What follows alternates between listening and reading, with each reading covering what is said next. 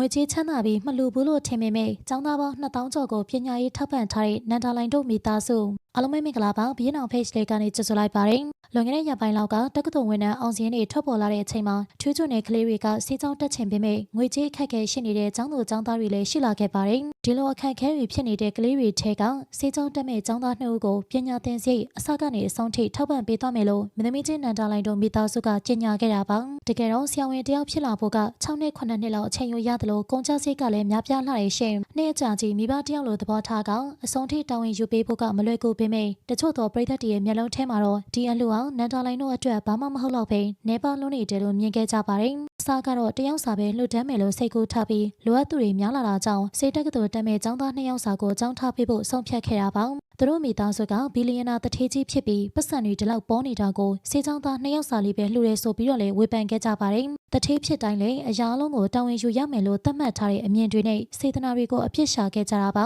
လူတွေကမြင်ရတဲ့2ယောက်ဆိုတဲ့ကိန်းဂဏန်းလေးကိုပဲကြည့်ပြီးဝေဖန်နေကြတဲ့အချိန်မှာတကယ်လက်တွေ့မှာတော့သူတို့မိသားစုပံ့ပိုးပေးခဲ့တဲ့ကျောင်းသားအရေးအတွက်ကအယောက်2000ကျော်တောင်ရှိနေခဲ့ပါပြီဒီလောက်အရေးအတွက်ကိုသူတို့ကိုယ်တိုင်ကြွားဝါပြီးထုတ်ပြောခဲ့တာမဟုတ်ဘဲဝေဖန်မှုတွေအများများလာတာကြောင့်စေတနာကိုအထင်လွဲခံရလွန်တဲ့အခါကျမှသာခင်မွန်ဖြစ်သူဦးစီတရားကရှင်းပြခဲ့ရတာပါကျောင်းသား2000ကျော်ကိုပညာရေးအထောက်ပံ့ပေးဖို့ကငွေကြေးတနိုင်ရုံနဲ့မလုံလောက်ဘဲစေတနာလည်းလိုအပ်ပါသေးတယ်ရှင်ကျောင်းသားပေါင်း2000ကျော်အတွက်ငွေကြေးတွေထောက်ပံ့ပေးခဲ့တာကအခုမှမဟုတ်ဘဲနှစ်နဲ့ချီပြီးကြာမြင့်နေခဲ့ပါပြီတိမ်မောင်းတောင်းချီမဲ့ကြီးမားတဲ့ငွေပမာဏကိုဒီမိသားစုလေးကဆယ်စုနှစ်နဲ့ချီပြီးတိုးတိုးတိတ်တိတ်လှူဒန်းပေးခဲ့တာပါအလှူ3သိန်းလုပ်ပြီး10သိန်းဖို့လောက်နာမည်ကြီးအောင်ဆိုရှယ်မီဒီယာမှာကြွားဝါတက်တဲ့ခေတ်ကြီးမှာလှူတာမှန်သမျှကိုလူသိရှင်ကြားဖြစ်မှကျင့်တတ်ကြပါတယ်။ဒါပေမဲ့နန္ဒာလိုင်တို့ဇနီးမောင်နှံကတော့ကျောင်းသားပေါင်း2000ကျော်ကိုပညာသင်စရိတ်ထောက်ပံ့ထားတာတောင်မှဘသူ့ကိုမှမပြောပြသလိုဘယ်မီဒီယာကိုမှမကြွားဝါခဲ့ပါဘူး။လှူတာကိုမကြွားဝါတာကသူတို့ရဲ့ရိုးသားမှုကိုဖော်ပြနေတာပဲဖြစ်ပါတယ်။သူတို့တကယ်လိုချင်တာကနာမည်ကြီးဖို့မဟုတ်ဘဲလိုအပ်နေတဲ့ကလေးတွေပညာတတ်ကြီးဖြစ်လာက